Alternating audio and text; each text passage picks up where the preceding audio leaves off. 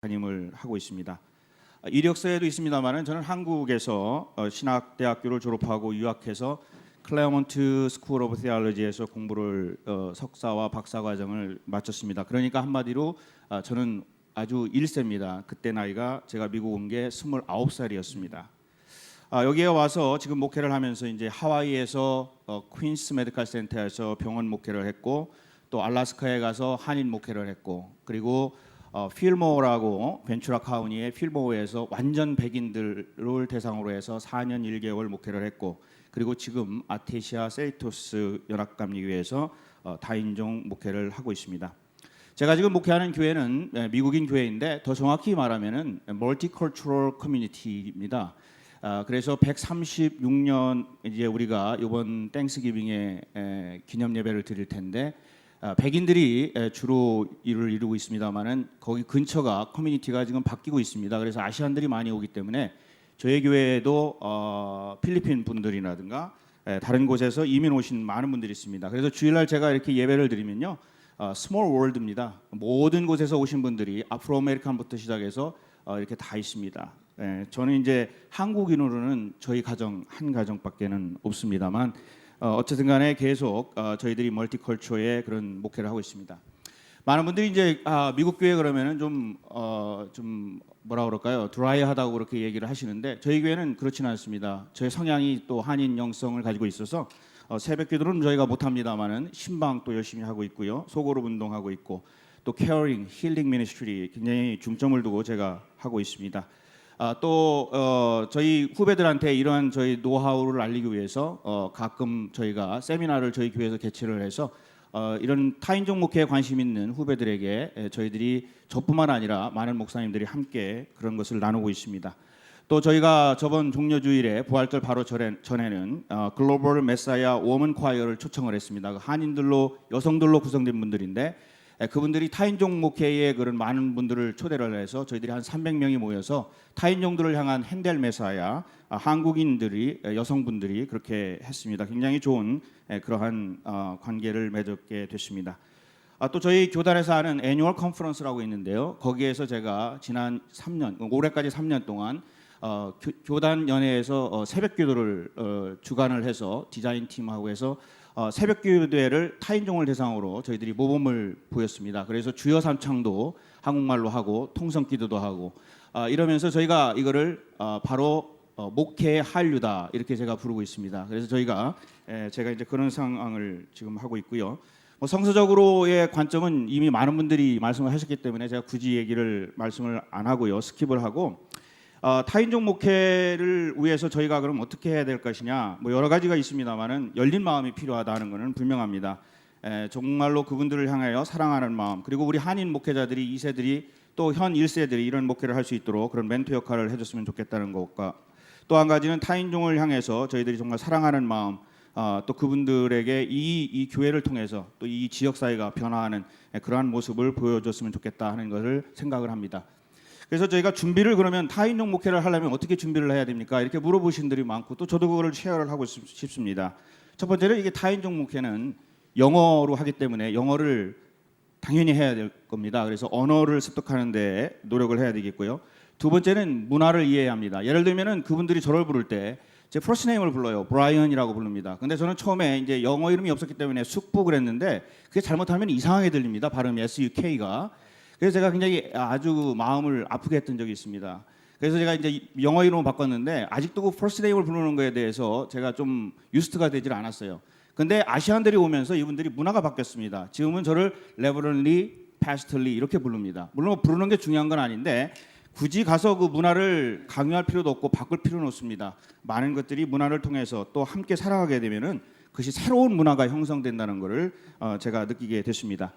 아까 설문조사에서 보니까 세 번째로 이제 영어를 완벽히 준비해야 한다, 타인종 목회. 근데 저는 좀 생각이 다릅니다. 완벽하게 할 수는 없다. 그냥 해라 하는 겁니다. 어차피 저는 1세기 때문에 미국 사람들처럼 영어를 할 수가 없습니다. 그래서 제가 처음에는 미국 목회를 할 때 이게 발음이 틀렸나, 제 악센트가 괜찮나, 이 사람들이 이해를 하나, 이런 거에 신경을 쓰다 보니까 제 메시지가 이상하게 자꾸 제가 그 녹음을 해서 들으니까 영어가 완전히 이상하고 메시지도 이상하게 됩니다. 그래서 그 포커스를 어디에 맞췄냐면은 메시지에 맞추자. 어차피 이 사람들은 영어를 잘하기 때문에 제가 못해도 다 알아듣는다는 겁니다. 그래서 그런 마음을 가지고 영어를 잘하려고 하지 마시고 만약에 그런 생각이 있으시면 기도하시고 영어를 잘 못해도 가서 하나님께서는 저희들을 들어 쓰실 때에 약함을 들어 쓰시고 저희들의 부족한 것을 하나님의 목회를 위해서 들어 쓰신다는 겁니다. 영어를 못하니까 장점이 있습니다. 그분들이 제 영어를 들으려고 주일 예배에 얼마나 집중하는지 모릅니다. 정말로 핀 드롭 하나 떨어지는 소리가 들리지 않을 정도로 굉장히 지금은 조금 잘합니다만은 옛날보다는 그것이 바로 하나님께서 저에게 주셨던 은혜요 또 축복이 아닌가 그렇게 생각을 합니다. 그리고 마지막으로 제가 여러분과 이 타인종 목회를 하면서 좋았던 거는요. 우리 교회에서는 한국의 대통령보다 제가 더 유명합니다. 그리고 저를 통해서 한국을 봅니다. 그러니까 저는 민간 선교사요, 민간 외교관입니다. 100여 년 넘게 전에 여기에서 선교사를 보내서 우리 한국에 많은 일들을 하지 않았습니까? 그럼 저는 거꾸로 한국에서 온 선교사고 지금의 이 미국 사람들, 지금 이제 필리핀 사람도 많고 그런데 이분들 중에 자녀들이 나아가서 한국을 또 거꾸로 가서 선교를 할 수 있고 꼭 한국만이 아니라 세계를 향한 선교의 그런 선교사를 키우는 것이 바로 이 타인종 목회다 그렇게 생각을 합니다. 저는 이민 교회를 하는 건 아니지만은 하나의 이민자로서 여기에서 타인종 목회를 하면서 부족한 점이 정말로 많이 있고 어려운 점도 많이 있지만은 정말 하나님께서 주신 이 소명, 콜링에 대해서 감사를 하고 정말 세계의 복음화에 하나님께서는 끝까지 저와 또 저희 교회 또 타인종 목회를 하는 많은 분들을 쓰실 줄 믿습니다. 감사합니다. 아멘. 감사합니다. 이제 마지막으로 김영주 박사님 발표하실 텐데 그 전에 우리 여기 프레젠트들 우리 발표자들께서 생각하셔서 서로 한 15분 정도 우리 이 팀에서 우리 그룹에서 서로 질의응답하겠습니다. 그리고 청중의 시간을 좀 드릴 텐데 한 두세 분 정도가 마이크를 잡으시고 본인 교회 이름하고 성함 말씀하시고 누구의 개인적으로 지정해서 질문하시길 바랍니다. 참고로 저는 아까 우리 프레젠터 우리 연구소 직원이 다 했기 때문에 제가 생략했습니다. 양해의 말씀을 드립니다. 자, 김영주 박사님 모시겠습니다.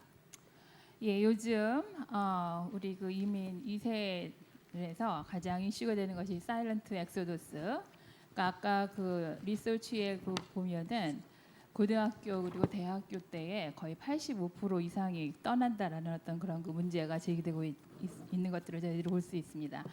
그 2세들이 1세들에게 그 왜 떠나느냐라는 어떤 그런 불만들을 표시한 것들을 보면 한국 문화에 1세들이 너무 초점을 맞추고 살고 있기 때문에 적응이 안 된다. 이제 그런 얘기들을 많이 했고 비전이 없다, 의미가 없다라는 어떤 그런 것들 때문에 47% 정도가 다시 돌아오지 않을 거라는 어떤 그런 그 정말 sad 스토리를 얘기를 한 것들을 보면서 저는 그 미국에서 한 20년 동안 칠드런스 미니스트리를 하고 이제 저는 한국으로 가서 일을 하고 있는 사람으로서 주로 칠드런스 미니스트리에서 그 아까 우리 이상명 박사님께서 얘기한 낀 세대가 어떻게 2세 차세대를 잘 돌볼 수 있는가라는 것들에 대해서 초점을 맞추고 생각을 해보도록 하겠습니다. 많은 이야기들이 문화를 서로 이해해야 된다. 1세가 2세를 알아야 되고 또 2세는 1세를 알아야 된다라는 어떤 그런 이야기들을 많이 주고받는 것들을 볼 수가 있습니다. 그 중에 2세의 어떤 그런 그 특징들을 제가 좀 보면 제가 그 칠드런스 미니스트리를 하면서 어린이들에게 가장 많이 듣는 그 말 중에 하나가 That's not fair입니다. 공평하지 않다라는 것이죠. 그리고 어린이들은 되게 그 생각하는 게 그 합리적으로 생각을 해요. 그러니까 리즈닝을 그 많이 생각해서 걔네들이 맞지 않다, 합리적이지 않다라고 생각할 때는 굉장히 컴플레인을 하는 어떤 그런 것들을 볼 수 있고 정직한 어떤 그런 모습들도 볼 수 있고 또 네거티브하게 생각을 해보면 어린이들이 굉장히 정체감에 혼돈이 있다라는 것들 많은 그런 그 특징들을 볼 수가 있습니다. 제가 지금 한 예를 드리면서 우리 그 1세 또는 낀 세대의 그 특별히 그 어린 2세 어린이들을 그 담당하고 계시는 그 목회자님들이 그 2세들을 가르칠 때 어떠한 모습들이 우리들에게 보여져야 되는가라는 것들을 한번 예를 들어서 여러분들과 함께 나누고 싶습니다. 여러분들 그 가지신 핸드아웃에 25페이지 보면 제가 써놓은 것들을 볼 수가 있는데, 제가 캘리포니아의 한 교회에서 그 아동부 그 사역을 하고 있을 때였습니다. 그래서 그 교회에서 어와나를 이제 처음으로 시작하는 어떤 그런 그 기회가 있었는데, 그 많은 인력 자원이 부족하기 때문에 페이드 그 티처로 그 제가 다니는 바이올라 스튜던트를 써서 이제 그 페이를 해가면서 이제 선생님을 모집했던 어떤 그런 일들이 있었습니다. 그래서 제가 그 디렉터를 하면서 바이올라 대학에서 몇몇 학생들을 선정해서 인터뷰를 하고 뭐 이런 일들을 해야 되겠고, 그다음에 제가 이제 여러분들이 하는 것들에 대해서 얼마를 페이하겠다라고 얘기를 하면서 시간당 10불을 줄 것이다라고 얘기를 하면서 제가 무엇을 얘기를 했냐면, 처치 매칭을 할 수 있도록 교회 체크로 줄 테니까 그것을 받게 되면 여러분들이 학교에다가 그 교회 체크를 내게 되면은 더블로 받을 수 있게 된다라고 제가 이렇게 제안을 했던 것이 있습니다. 그 처치 매칭이라는 것은 바이올라 유니버시티에서 각 교회에서 예를 들어서 500불 정도, 뭐 1000불 정도로 이렇게 교회에서 그 스칼러십을 주면 그 교회 체크로 가지고 가면 학교에서 500불을 줄 때는 다시 더 500불을 해서 1000불을 이제 스칼러십을 주는 어떤 그런 것이었죠. 그런데 그것은 무슨 일을 하고서 받는 것이 아니라 순수하게 스칼러십을 교회에서 제공할 때에 그렇게 되는 것입니다. 그래서 저는 어쨌든 그분들이 1시간당 일하면 10불을 주고 그거를 처치 매칭할 수 있도록 교회 체크를 이렇게 주는 것이었죠. 그런데 첫 번째 그 어와나를 시작하기 전에 며칠 전에 그 어플라이 했던 그 학생들이 2명 정도가 저한테 이메일을 보내왔어요.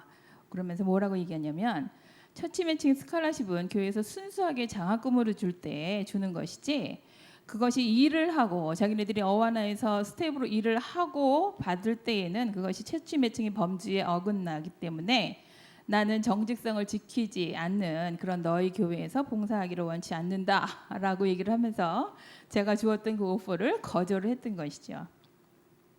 사실상 저는 학생들에게 너네들 10불씩 주겠다라고 그냥 딱 끝냈어도 됐을 그런 일이었습니다. 그렇지만 더 학생들에게 더 돈을 많이 받을 수 있는 기회를 저는 더 주느라고 처치 매칭을 제안한 것인데, 그렇게 하는 것은, 그리고 특별히 한국 학생들에게는 전혀 그것들이 이제 문제가 되지 않는 어떤 그런 것들이었는데, 그 미국 학생들에게 있어서는 돈을 더 많는 것보다 정직성을 지키는 것을 더 우선으로 두고 있어서 저한테 나는 너네 교회에서 일할 수가 없다라는 이메일을 보내온 것들을 볼 수가 있습니다. 제가 그때 전도사였었는데 저는 그 이메일을 받고 너무너무 부끄러웠습니다. 그러면서도 정말 부러웠던 것이 그 미국 사람들이 그 정직성을 지키고자 했던 어떤 그런 그 모습들이었습니다. 그러면서 제가 다시 우리 그 살아가는 그 삶을 보면서 뭐 메이시나 여러 그 스토어에서 저희들이 그 사갖고 온 다음에 컴플레인이 있거나 뭐 이렇게 별로 마음에 들지 않는 거다 그러면 항상 30일 이전에 갖고 가면 언제든지 바꿀 수 있잖아요. 그것은 상인이 소비자를 정직한 사람으로 믿을 때에 그런 신뢰가 있을 때 가능한 것이고, 또 제가 지금은 이제 9개월 동안 한국에서 그 생활을 하면서 느낀 것인데, 미국에서는 뭐 새벽이든 밤이든 어쨌든 레드라이트에서는 그냥 이렇게 쓰잖아요.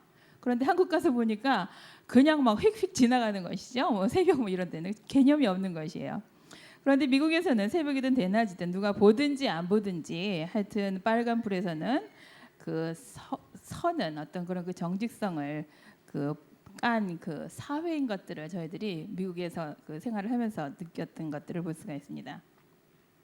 이것은 제가 1세 목회자로서 2세 어린이들을 목회할 때에 그냥 되게 쉽게 저지를 수 있는 어떤 그런 그 실수였다고 저는 생각이 듭니다.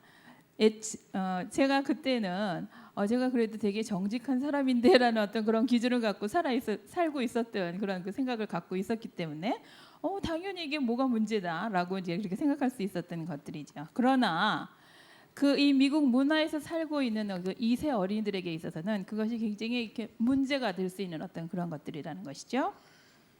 특히 2세 어린이들을 가르칠 때에는 가장 중요한 것이 모델링입니다. 지도자가 어떻게 모델을 삼는, 그러니까 모델링을 할 수 있느냐라는 것들을 그대로 이렇게 쫓아가는 그 우리 어린이들인데, 그 2세 어린이들이 이러한 그 미국 정직한 문화에서 자라나는 그 어린이들이기 때문에 목회자들이 높은 수준의 그러한 그 정직함을 보이지 않을 때 우리 어린이들은 더욱더 실망이 크게 된다라는 것입니다. 그러므로 2세 어린이들을 지도하는 지도자는 2세 어린이들의 특징인 공평성, 합리성, 그리고 제가 지금 말씀드렸던 그런 정직성, 어떤 그러한 것들을 충분히 이해하는 목회자로서의 그 세심한 어떤 그런 그 면들을 보여야지 되지 않을까라고 생각입니다. 제가 이 그 핸드아웃을 쭉 읽으면서 마지막으로 그 영락 셀리브레이션 처치의 그 마이클 리 목사님께서 그 바이오그래피에 뭐라고 쓰셨냐 하면 His family goal is to be the same person at home as he is in public. 그러니까 집에 있을 때나 퍼블릭리 있을 때나 same 같은 인테그리티를 지키는 어떤 그런 그 정직성을 추구하는 것이 그 패밀리 고울이다라는 것들을 보면서 제가 우리 낀 세대로서 또 현 세대로서의 우리 그 목회자들이 2세 어린이들을 다룰 때 이런 면들을 좀 센시티브하게 가져야 되지 않을까라는 생각을 해보았습니다. 감사합니다. 예, 감사합니다. 예, 모든 연사들에게 다시 한번 박수 한번 해주시기 바랍니다. 이제 우리 토의하기 전에 중요한 광고 하나 하겠습니다만은 우리 식사를 우리 좀 이따가 하잖아요. 마치면 하고 그다음 브레이크 하고 하는데 우리 식당은 저 밑에 있습니다. 그 영락교회 목사님 본당 1층에 있죠. 네, 제가 확인했습니다. 예, 본당 1층에 하고 그다음에 이민아 집사님께서 아까 얘기했는 우리 미국의 대통령들 그 사진들을 오늘 하나씩 다 드리도록 하겠습니다. 이민아 집사님 좀 요 앞에 와 계시라고 좀 얘기 좀 해주시고요. 또 하나는 식사 후에 보통 우리 식사 잘 하시고 가시는데 오늘 가시면 안 됩니다. 첫째는 EM 우리 학생들이 올 텐데요. 우리 사람들이 올 텐데 여러분들 우리 1세들의 채통을 좀 유지해 주시기 바랍니다. 아멘.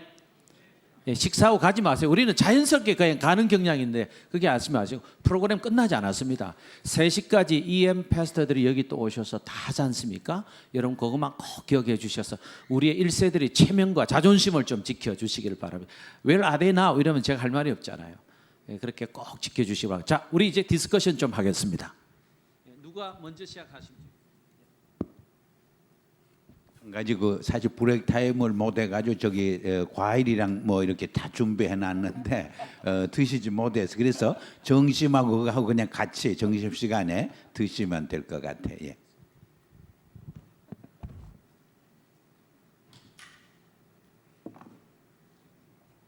빨리 끝나고 싶어. 점심을 더 기대하는 것 같아요. 우리 디스커션 한두 분 하시죠? 예, 질문하시고 응답하는 시간 갖겠습니다. 자, 그러면 사회자라서 우리 이상명 총장님께 한번 좀 질문하겠습니다. 목사님과 아까 얘기하신 그 낀 세대 참 좋은 표현이라고 생각하고 그다음에 우리 전체의 논지가 원로부터 우리 또 현 그리고 낀 세대 포함해서 또 차세대까지 연결을 해야 된다는 건데 실제로 우리 교회에서 이런 이론은 있는데 이 총장님 보실 때 우리 현실 세계에서는 참 안 되는 경우가 있지 않습니까? 이 부분에 대해서 어떻게 해결하면 좋을지 오늘 방법을 좀 서로 의논하면 좋겠습니다. 예. 일단 제 생각은 각 세대가 각 세대의 제너레이션, 각 세대의 아이덴티티는 각 세대가 먼저 출발해야 된다 생각합니다. 각 세대가 안고 있는 문제에 대한 본질을 각 세대가 파악을 하지 못하고 코리안 아메리칸 소사이어티 속에서 아니면 미국 사회 속에서 자기가 누구인지 자기됨이 무엇인지 신앙의 본질이 무엇인지 무엇을 추구해야 되는지에 대한 정확한 질문과 정확한 답변이 분명히 따라가야 합니다. 왜냐하면 자기 문제 출발하지 않는 한 다른 문제를 포용할 수도 없고 다른 세대의 문제를 끌어안을 수도 없습니다. 중요한 것은 자기 문제로부터 출발해야 되고 자기 문제에 대한 답변을 찾아가야 합니다. 그것이 일단 출발해야 되고 그것이 어느 정도 가능하면 그 다음 다른 세대를 끌어안는 것이 그 다음 스텝이 되겠습니다. 대부분 많은 사람들은 다른 세대와 대화를 하자 이렇게 이야기하지만 실제로 그것은 불가능합니다. 자기가 누구인지도 모르는 상황에서 바쁘게 목회하다 보니까 방향이 뭔지 목적이 뭔지 목회 본질을 다 잃어버렸다 생각합니다. 그래서 제 생각은 일단 자기 자신부터 먼저 이해하고 또 목회 본질을 정확하게 세워서 정립해서 그렇게 하다 보면 거기서 대화의 출발점이 일단 생기고 다른 세대와 함께 소통할 수 있는 그러한 폭이 넓어질 수 있다라고 생각하기 때문에 그러한 소통의 문제가 장애가 생겼던 것은 자기 자신조차 지금 이해하지 못하고 있는 것이 아닌가라고 하는 그 문제를 저는 먼저 짚고 싶었습니다. 뭐 다른 이유는 없습니다. 예. 예, 고맙습니다. 또 다른 분? 네. 저는 아직 목회를 하고 있기 때문에 목회 현장에서 좀 안타깝게 보는 한두 가지가 있습니다. 그건 뭐냐 그러면은 그 교회의 담임 목사님에 따라서 목회관이 다르겠지만은 연세가 많이 드신 목사님은 많은 경우 젊은이들에 대해서 그렇게 큰 관심을 가지고 있지 않는 것 같다. 그렇게 생각될 때가 몹시 아쉽고 반대로 목회자가 연령이 낮은 뭐 30대라든지 또 이렇게 연령이 낮은 목회자가 그 교회의 그 연세 드신 분들에 대해서 상당히 등한히하는 것을 이렇게 볼 때에 조금 아쉬운 마음이 상당히 있습니다. 어떤 교회라고 제가 말하기가 어려운데 어떤 교회에서 야외 예배를 갔는데 그 교회의 그 교인 숫자는 한 250명 됩니다. 그런데 점심 식사를 하고 게임을 재미있는 놀이를 하는데 60세 이상 된 이들만 참석을 하는 그 재미있는 시간을 갖고 30대 40대 되는 사람들은 어떻게 없어졌는지 없어졌어요. 그러면서 게임이라든 즐거운 놀이 시간에 모두가 다 참석부터 끝까지 할아버지 할머니들을 위한 한 것 하다가 끝나더라고요. 그래서 목회자들이 연세 많이 드신 분들 또 젊은이들 골고루 이렇게 관심을 갖고 연세 많이 드신 분들이 젊은이들에 대한 목회에 자신이 없으면 젊은 목사님을 얼른 파트너로 해서 그분들로 하여금 그 목회에 연결이 되도록 하는 일을 하시면 좋겠다 그런 생각을 합니다. 앞으로 점점 노인 문제가 우리 이민 사회에서 심각한 문제로 될 것인데 등한히 하는 것 같은 것을 보고 몹시 아쉬운 생각을 해봤습니다. 예, 오늘 그 이상문 박사님도 그랬고 또 우리 김영대 목사님도 그 세대 간의 문제를 했는데 기대 목회라는 표현을 해서 저도 공감을 합니다. 저는 늘 그 아일랜드 목회와 브릿지 목회라는 표현을 써왔는데요. 우리 한 교회 공동체 안에서도 그 세대 간에 그 아일랜드가 돼 있을 때가 많아요. 지금 김 목사님 지적한 대로. 또 1세와 2세 간에도 그렇고 또 우리 한인교회와 다른 민족과의 관계도 그래요. 그래서 이민교회가 긍정적으로 나가기 위해서 이 브릿지 목회, 기례 목회에 대해서 더 많은 관심을 가져야 되겠다는 생각을 하고요. 우리 1세들도 이 미국 주류 사회에서 마지나리티지만은 2세들을 가만히 보면요. 우리 한인 커뮤니티에서도 마지나리티고 또 미국 주류 사회에서도 어떨 때는 마지나리티로 존재하는 것을 많이 봐요. 근데 여기서 우리가 좀 기억해야 할 것은 마지나리티가 다 나쁜 것은 아니거든요. 약자지만은 그 약자의 그 힘을 이해할 적에 굉장히 창조적인 역동적인 사역이 이루어질 수 있어요. 예수님도 세상에 오셔서 예루살렘 사람들 힘 있는 그 메인 스트림의 사람을 불러 쓰지 않고 그 마지나리티 갈릴리 사람들 불러 쓰시잖아요. 하나님 나라 운동, 천국 운동을 위해서 갈릴리 사람들을 불러 쓰는데 왜 마지나리티에 속한 사람을 불러 썼느냐? 이 사람들에게는 그 새 것에 대한 열린 마음이 있어, 오픈네스, 또 변화에 대한 어떤 열망이 있어요. 그래서 이 마지나리티에게는 이 창조력이 있습니다. 창조력. 또 강자들이 갖지 못하는 그 지혜의 힘이 있어요. The power of wisdom. 우리 성경에도 보면은 고난의 종으로 오시는 메시아 사상을 예언해 주었지만은 깨닫지 못하잖아요. 근데 바벨론의 포로로 사로잡혀 가서 종살이 할 때 고난의 종으로 오셔서 그들의 눈물을 닦아주고 묵은 짐을 져주시는 그 고난의 종으로 찾아오는 메시아 사상 깨닫게 되잖아요. 또 성경에 보면 예수님의 탄생의 기쁜 소식이나 부활의 기쁜 소식을 누가 제일 먼저 듣느냐? 약자인 힘없는 마지나